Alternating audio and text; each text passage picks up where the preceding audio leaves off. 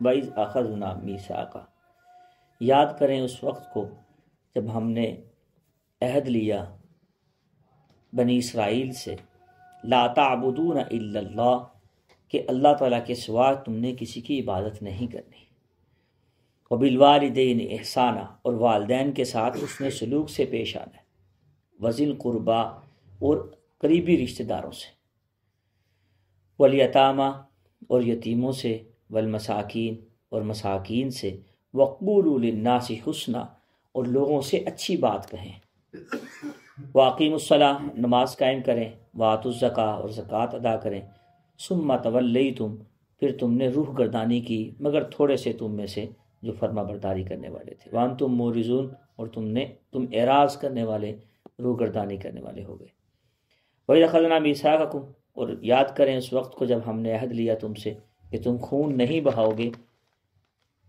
اور نہ تم نکالو گے اپنے گھروں سے اپنے عزیز و اقارب کو، ثم اقررتم، تم نے اقرار کیا، وانتم تشہدون، اور تم ہی اس کے اوپر گواہ بن گئے سارے ایک دوسرے کے۔ پیچھے ماقبل میں جو ہم نے قرآن پاک میں جو اللہ تعالیٰ نے ارشاد فرمایا، یہود و نصارہ کی جو خوش فہمی کا ذکر فرمایا، وہ کہتے تھے ہم تو 4 دن، وقالوا لن تمسنا النار الا ایاما معدودہ، چند گنے چنے دن ہم اپنے اعمال کی وجہ سے اس میں جہنم میں جائیں گے، اس کے بعد ہمیں اللہ نکال دے گا۔ اقرار تو کرتے تھے، ایسی کرتوتیں تھی، ایسے غلط کام تھے ان کے، اقرار کرتے تھے ہم جہنم میں جائیں گے، جو انہوں نے تورات میں، انجیل میں، زبور میں جو تبدیلیاں کی ہوئی تھی، جو منمانیاں کی ہوئی تھی اپنے معاملات کی، اپنے مسائل کی، اپنے وسائل کی، اپنی معاشرت کی، اپنی خواہش پرستی کی، تو اس چیز کو تو تسلیم کرتے تھے کہ ہم مریں گے اور ہم جہنم میں بھی جائیں گے اپنے اعمال کی وجہ سے، لیکن یہ کہہ رہے اس خوش فہمی کا شکار تھے کہ ہمیں تو اللہ تھوڑی دیر کے لیے، ہم تو انبیاء کی اولاد ہیں، ہمیں تو تھوڑی دیر کے لیے جو ہے وہ جہنم میں جلایا جائے گا، اس کے بعد نکال لیا جائے گا۔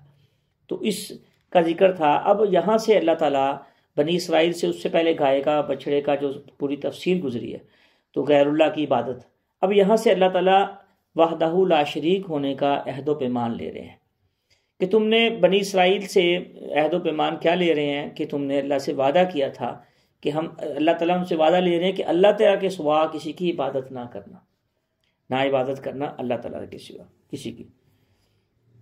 اصل میں عبادت میں 2 چیزیں ہوتی ہیں، ایک ہوتا ہے اس بات کہ اللہ ہے، یہ تو سارے ہی کرتے ہیں، لا الہ الا اللہ، اور ایک ہوتا ہے انکار، دوسروں کی نفی کرنی، دوسرے معبودوں کی نفی کرنی۔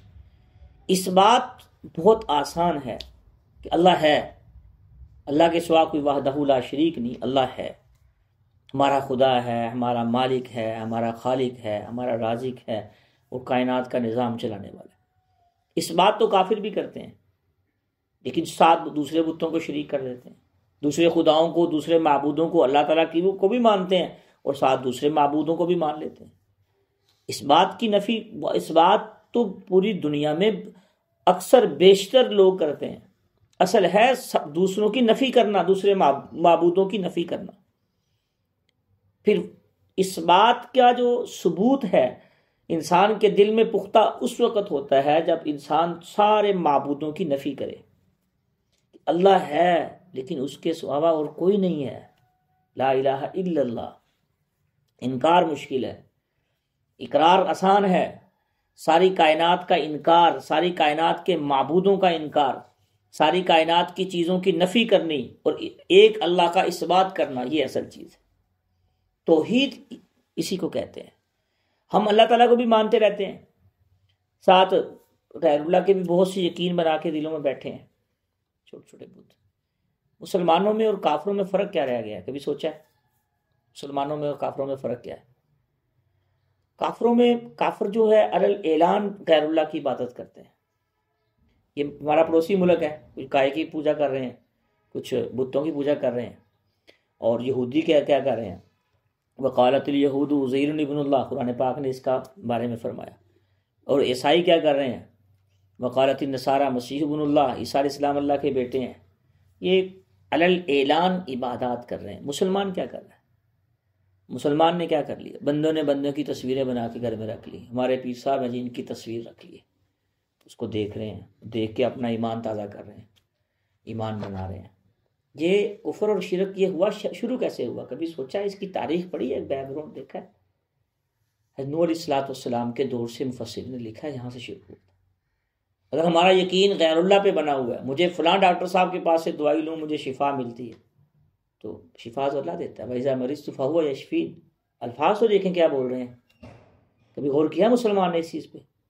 مجھے وہاں سے نفع ہوتا ہے، مجھے فائدہ وہاں سے پہنچتا ہے۔ بھائیو دوستو، جب تک انسان قول اور فعل میں ایک نہیں ہوگا، اس وقت تک کامل مومن، مسلمان کا تو سارے دعویٰ کرتے ہیں، مسلمان ہونا کوئی مشکل نہیں ہے، اصل مومن ہونے کی بات ہے۔ قرآن پاک نے مسلمان کی تعریف الگ کی ہے اور مومن کی تعریف الگ کی ہے۔ اصل بات یہ ہے کہ ہم اپنے الفاظ میں بھی اللہ کو مانیں اور اپنے دل سے بھی اللہ تعالیٰ کی تصدیق کریں کہ مجھے کوئی نفع نہیں دے سکتا جب تک میرا اللہ کا نہ چاہے۔ میری ساری پلاننگ فیل ہے، ساری مینجمنٹ میری ختم ہے جب تک میرے اللہ کی مدد میرے ساتھ نہ ہو۔ یہ ترقی جو کائنات کر رہی ہے نا، ان کو عقل دینے والا بھی تو کوئی پیچھے ہے، ان کو زندگیاں دینے والی ذات بھی تو کوئی پیچھے ہے۔ یہ جو آنکھ دے رہی ہے، دیکھ رہی ہے ہماری، اس کے پیچھے بھی کوئی طاقت ہے جس نے اس کے اندر دیکھنے کی پاور پیدا کی ہے۔ یہ جو کان سن رہا ہے، کبھی سوچا ہے انسان نے اس کے پیچھے بھی کوئی طاقت ہے جو اتنی بولیوں میں فرق کر دیتا ہے کہ یہ انسان کی آواز ہے یا بکری کی آواز ہے یا جانور کی آواز ہے یا فلاں چیز۔ ایک وقت میں ایسے مائکروفون اللہ تعالیٰ نے فٹ کر دی کہ ایک وقت میں انسان پہچان رہا ہوتا ہے یہ گاڑی کی آواز آ رہی ہے، یہ کس چیز کی آواز آ رہی ہے، کس چیز کی آواز آ رہی ہے، پہچان رہا ہوتا ہے۔ کبھی سوچا ہے ہم نے؟ زبان ایک وقت میں چک کے بتلا رہی ہوتی ہے گرم ہے، یہ ٹھنڈا ہے، یہ میٹھا ہے، یہ کڑوا ہے، یہ اچھا ہے، یہ سہلا ہے۔ یہ کیسے اللہ تعالیٰ نے کیسے اس کے اندر ذائقے رکھ دیے زبان میں۔ اور آنکھ ایک وقت میں دیکھیں کیا کچھ دیکھ رہی ہوتی ہے، ساتھ دماغ اس کو قبول کر رہا ہوتا ہے۔ کبھی اس کے پیچھے دیکھا کون سی طاقت ہے؟ اللہ کی طاقت، کوئی نہیں ہے اور اللہ کے سوا۔ آج روح کھینچ لے، آج روح اللہ تعالیٰ لے لیں ہم سے، تو یہ باڈی نہیں ہے، ڈیڈ باڈی ہے، یاد رکھیں۔ تو میرے دوستو، ہمارے تن من دن میں جب تک اس بات کے ساتھ دوسری کائنات کی نفی نہیں آئے گی، اس وقت تک ہم کامل مومن نہیں بن سکتے۔ کائنات کی نفی کرنی پڑے گی، چاہے بتوں کی صورت میں ہو، کسی بھی معبود کی صورت میں، انسانوں کی صورت میں ہو، اسباب اور مال اور وسائل کی صورت میں ہو۔ میرے پاس، لوگ کہتے ہیں میرے پاس بہت مال ہے جی، میں تو چاہوں اب بازار سے جو مرضی لے آؤں، پیسے سے کیا کچھ نہیں ہوتا۔ یہ غلط لفظ ہے سارے جو لفظ بولتے، پیسے سے کیا کچھ نہیں ہوتا۔ میں کہتا ہوں کچھ بھی نہیں ہوتا پیسے سے۔ پیسے سے آپ دوائی تو لے سکتے ہیں، شفا نہیں لے سکتے۔ سونے اور زیورات تو لے سکتے ہیں، یاد رکھیں، پیسے کے ساتھ، لیکن حسن نہیں لے سکتے۔ ہاں، پیسے سے نرم گدے تو لے سکتے ہیں، اچھی نیند نہیں لے سکتے۔ پیسے سے کچھ بھی نہیں ہوتا۔ جو لوگ کہتے ہیں نا پیسے سے کیا کچھ نہیں ہوتا، سب کچھ ہو جاتا ہے، میں کہتا ہوں کچھ بھی نہیں ہوتا، ہوتا اللہ تعالیٰ کی طرف سے ہے۔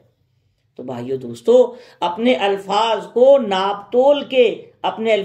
ناپ تول کے بولنا اور ناپ تول کے رکھنا۔ ما یلفظ من قول الا لدیہ رقیب عتید۔ جب انسان منہ سے، اللہ پاک فرما رہے ہیں، لفظ نکالتا اسی وقت فرشتے اس کو لکھ لیتے ہیں۔ کرامن کاتبین یعلمون ما تفعلون۔ سوچ کے بولنا چاہیے۔